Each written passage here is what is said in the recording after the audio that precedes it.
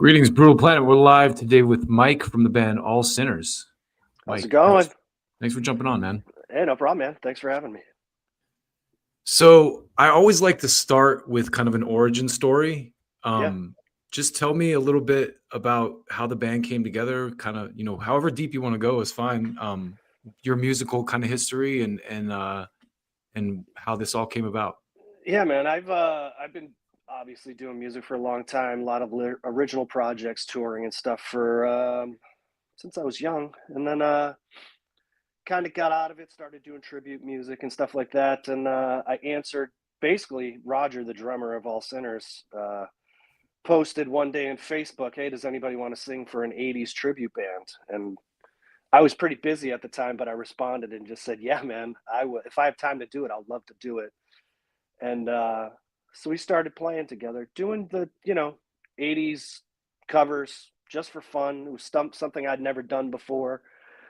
And then we started opening for all the bands that were coming through the area, from LA Guns to Lita Ford to all these people. And then the pandemic hit, and everything closed down, and it was kind of like, all right, well, what are we going to do now? Because nobody knew how long everything was going to last. So rather than take a break, one of the guitar players decided to bow out at the time for whatever reason. And I said to Roger, I said, "Hey, I have the itch to start writing again." And it just kind of went from there, and it just snowballed. As soon as the pandemic came up, we had an EP worth of music. We started mixing that with some covers, and then now full length album a couple years later, so it's kind of where it started. That's great.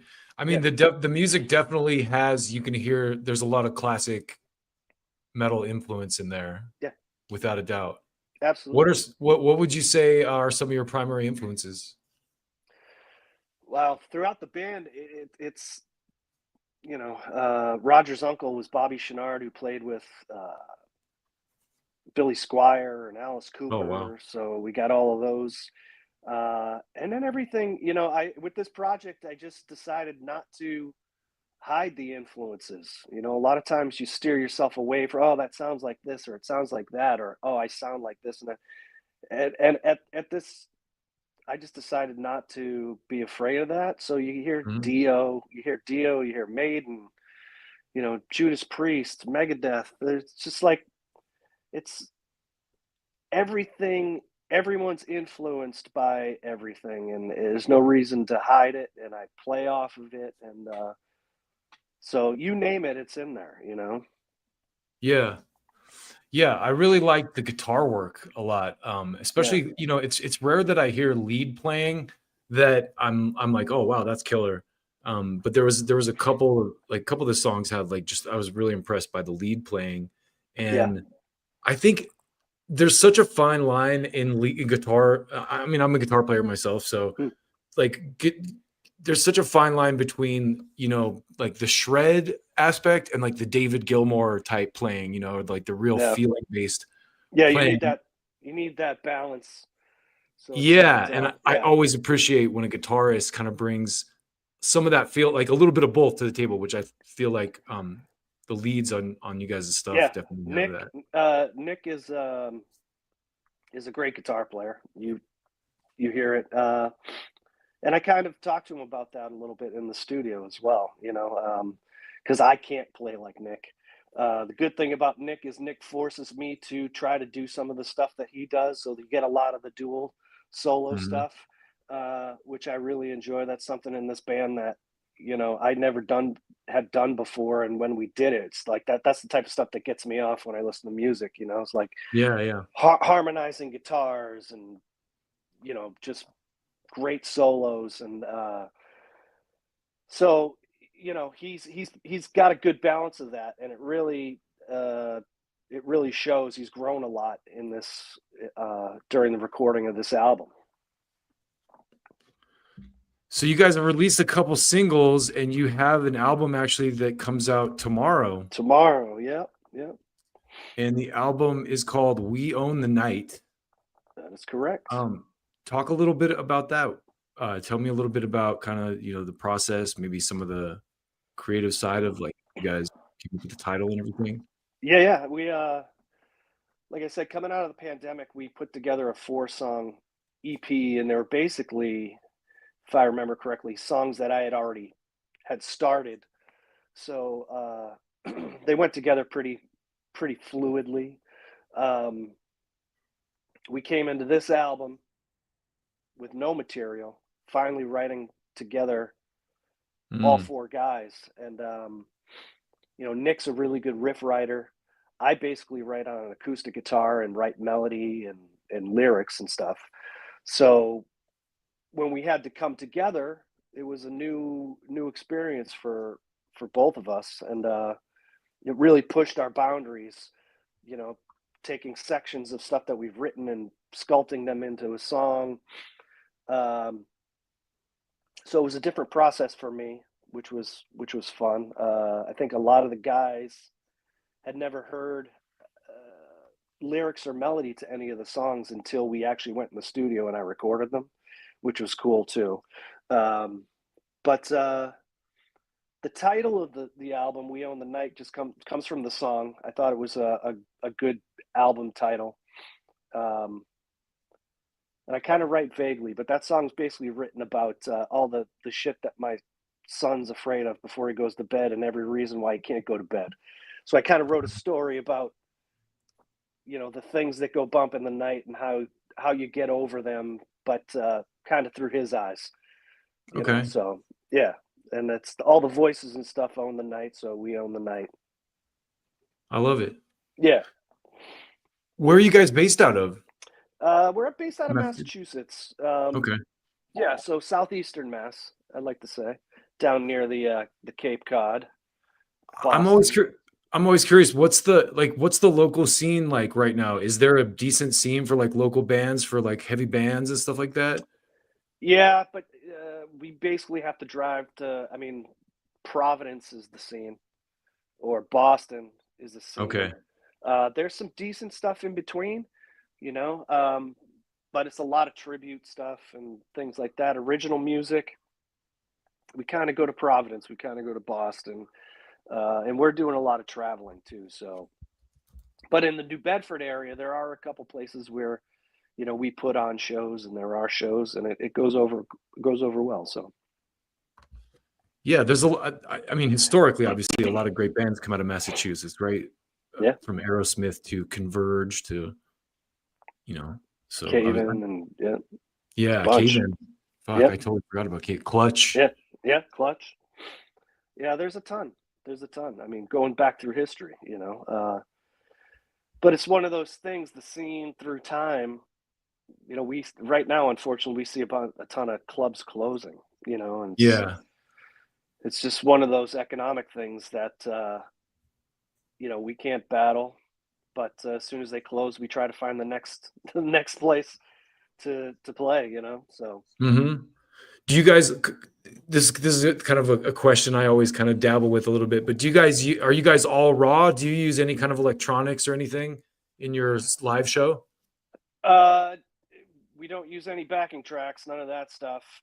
And we kind of do it old school, man. We carry 412 cabinets and heads and stuff like that. We don't do any of the Kemper or Yeah. anything like that. I still like the sound of an amp. I do own the stuff. You know, I do have. Uh huh. I'm endorsed by Line 6, so I do have the Helix and all that stuff. But I still carry. We're all Mesa, so Mesa heads and cabs and stuff like that. You can't beat it. Still, it sucks to Yeah. carry, but Right, right. I love the guitar sound too on the tracks I heard, the yeah, new thank tracks you. that you guys have. So I was that's always something that I listen to myself Yeah, too. You know, I'm like, oh, yeah, how's the guitar tone? yeah. I know And that we recorded all that stuff through Mesa heads. Whether whatever he reamped or did anything uh, production wise while mixing, I don't really know. But yeah, yeah, we're always been. That's why we've stuck with the same guys from the EP to this, because we're totally happy with the way, you know, things come out. Yeah, you got to have a good guitar sound to tape. I mean, people can tweak it in the mix a little bit, put some, Yeah, you know, like you said, reamp it or add some effects. But it's got uh, to go down good. You know. yeah, Yeah. yeah, you got to have your tone dialed in before. That's what my son plays, and I've been trying to teach him all of that because he also uses, you know, we have like an old Carvin tube head Yeah. and then like a Randall cab with 4 Celestions in it. So it's like it's got a really killer sound if you dial it in right, you know. Yeah. Yeah. Yeah. There's, you know, that's the one thing about the Mesa stuff. I've got a bunch of it, but once it's dialed in, you don't want to go away from it. You know, Yeah. I've tried other things. I always come back. So Well, and I do feel like I look at my son's generation and I see, and we talk about this a lot on our like Monday night show and stuff, but there's definitely a pushback against all the kind of like overly processed music that's come out over the last yeah, like 10, 20 years, you know. There's yeah, definitely a lot of kids are going back to vinyl, like buying vinyl, you know, listening to older bands because the recording sound has like, you know, some you know, soul to it. It doesn't it's got sound like it's got separation. I just realized that with our album because we have it on all we have cassette, DVD, CD, and vinyl, and I have surround sound in my basement, and I put on the CD and listen to it, and it sounds great. But once I put the vinyl on, the separation of the instruments, the clarity of everything is you can't beat it, you know. And I yeah. never realized that before because I never had a really good setup to be able to sit and listen to it. But it's true, you know. Yeah, and even as someone who messes with production a little bit, it's like the difference between live drums and just like sampled drums or Oh yeah, really any instrument sample, like horns is a great one. It's like I can hear like I can as soon as like cheesy synthesized horns come on a recording, I'm like, okay, I don't know. It has to be used really well for me to get past it. yeah. So I mean that's kind of the argument with amps or you know the IRs and all that stuff. right. Guys that know how to dial it in, it sounds great, but it doesn't have that spatial, that filling sound.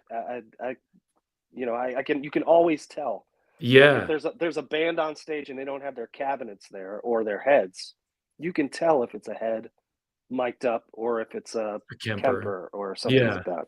It's almost like I make the parallel between like old school special effects in film versus CGI. You Yeah. know, it's Yep. kind of like even though it was like like this old Star Wars, they were using like scaled models or whatever. It just looks real It because it looked is. better. Yeah. Yeah, it's not like you can see the computer and the computer generation shit has gotten better and better. It's like it's almost undetectable now, but it's still just I don't think it hits the same as those No. old like the real actual when they spent the time to like really do that. Yeah. Or putting people on wires and doing the whole thing. It's totally true, you know. It's but that's the way everyone's going, unfortunately. Yeah, and but just on that thread, it's like I do feel like bands like you guys are in a good place as far as like the zeitgeist right now because there's a lot of pushback against all this like AI slop and all this kind of like you know just over processed garbage. Like I think people really are like I want to hear like a real band with real instruments. You know? I agree. Yeah, For sure. not just us For old sure. guys. No, man, I just don't get it. We just were in LA and one of the bands that opened, the entire band was on track to the Oh point wow. where the singer would only sing sporadically or the guitar players were playing, but if they stopped playing, the whole song was still going, vocals and all. And I'm like, that's not. I, Yeah, I guess that's it's just not for karaoke. me. Yeah, Yeah, it's just not for me. You know, like a lot of rap became that way. You know, it's like I'm a fan of like real rap, good rap. You know, but it's like a lot of the newer rap. It's like I'd go see some artist. I'm like, oh yeah, this guy's. He just get up and like have his CD on and like be talking over it. I'm like, what is yeah, this? I This is know. karaoke. This isn't music. This is live music. What the hell's going on? No, man, I just saw a video of Tate McRae singing into the wrong end of the microphone. It's like she's like the biggest thing in the world right now, and she's singing Yeah. in the wrong end of the microphone. Some of those types of acts too, I feel like they're kind of like served up to us on social media as if they're the biggest thing in the world. I'm like, are they Yeah, really though? Like, I don't that know yeah. anyone that's listening to that. I don't. She's good to look at, but I couldn't Right. tell you what she sounds like. I mean, I have a 19-year-old daughter, and she doesn't listen to Tate McRae. No, You know what I no, mean? I have an 18-year-old. She doesn't either. So Right. Yeah, yeah. So it's kind of like I don't know. Sometimes I'm curious. Not no disrespect to like Taylor Swift or any of those because Taylor Swift writes her own music released oh and yeah, and can play. But it's yeah. like I do feel like some of that like social media shit. Like these people get made to look like much larger than they really are, much more popular than they really are. Yep. I don't disagree with you there. Yeah. All right, man. Well, it looks like so you guys have some dates coming up too. Once the album's out, talk about like some actually pretty killer dates with some killer bands. Talk a little bit about that and what you guys are going to be doing once the album drops.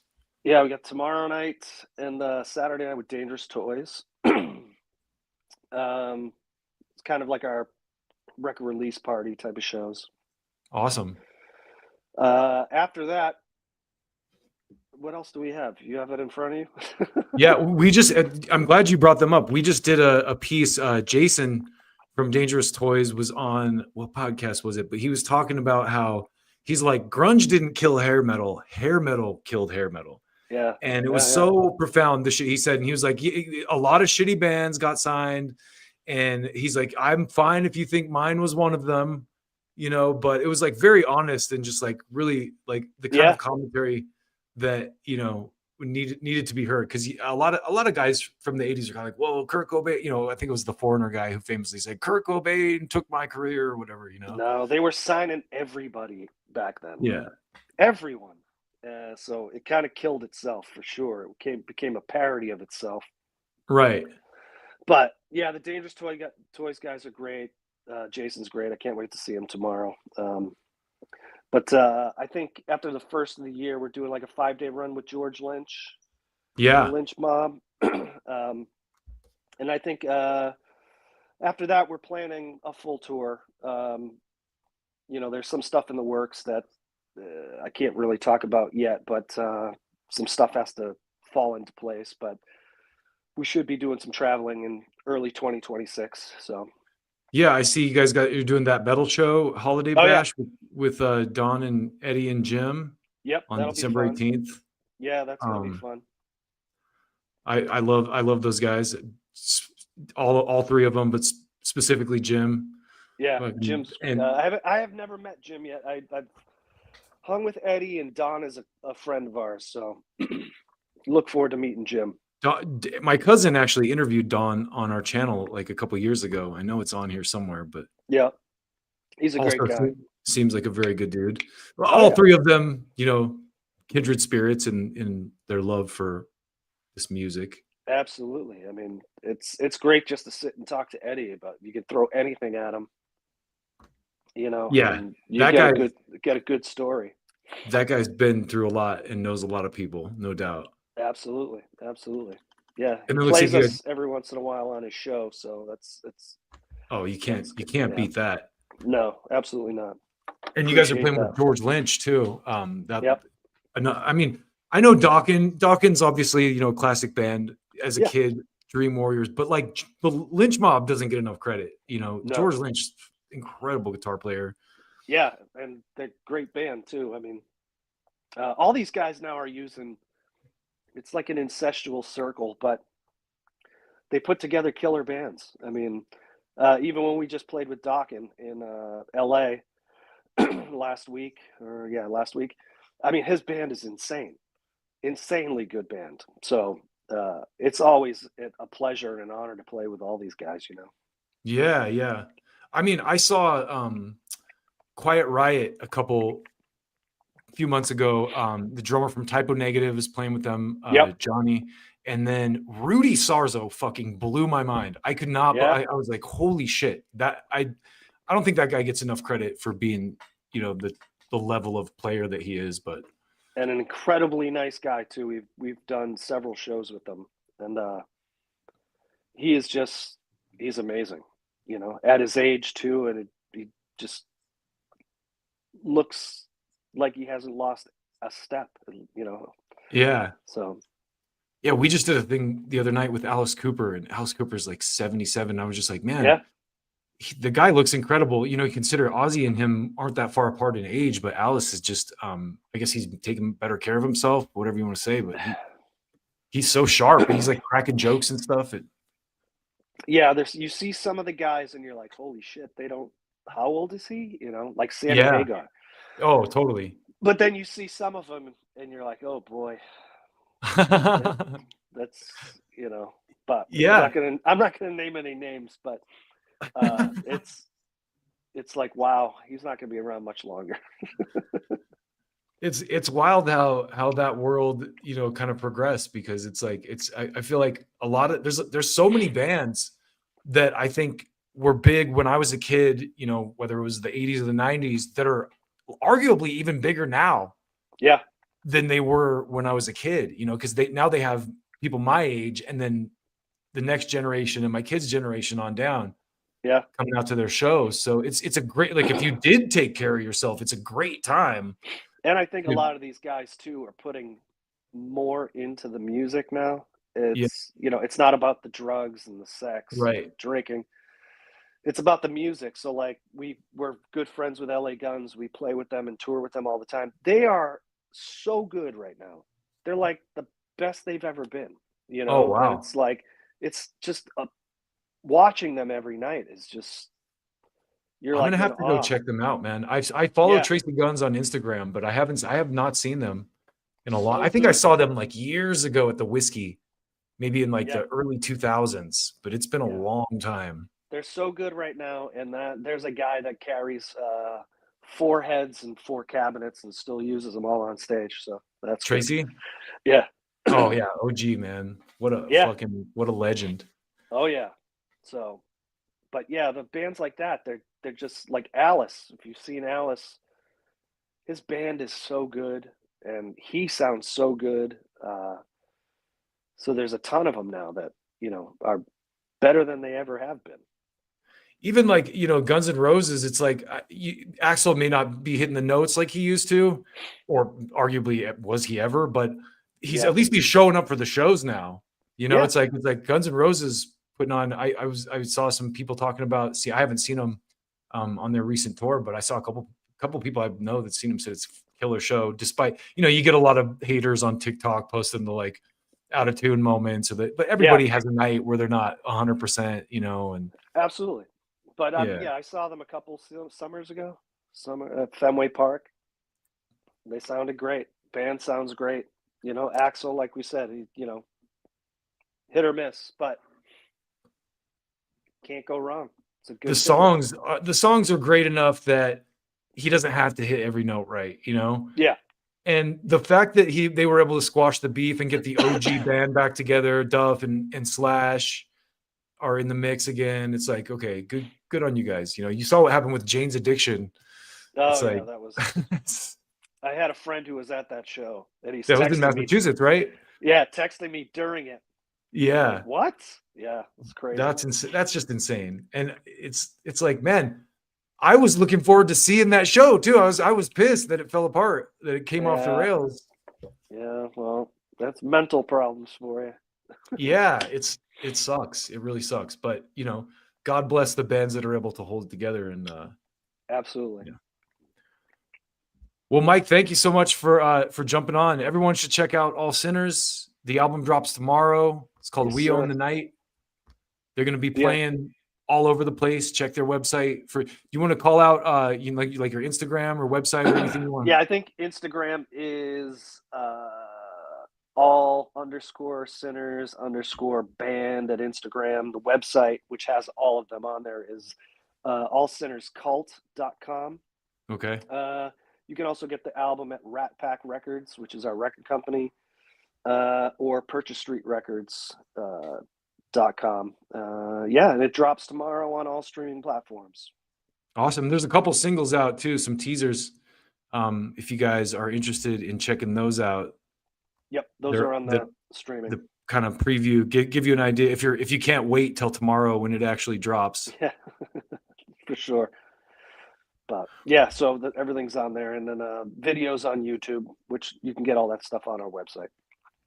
Awesome, man. Well, Mike, thanks again for taking the time. I hope to catch you guys out there on the road sometime Awesome, and man. see you live.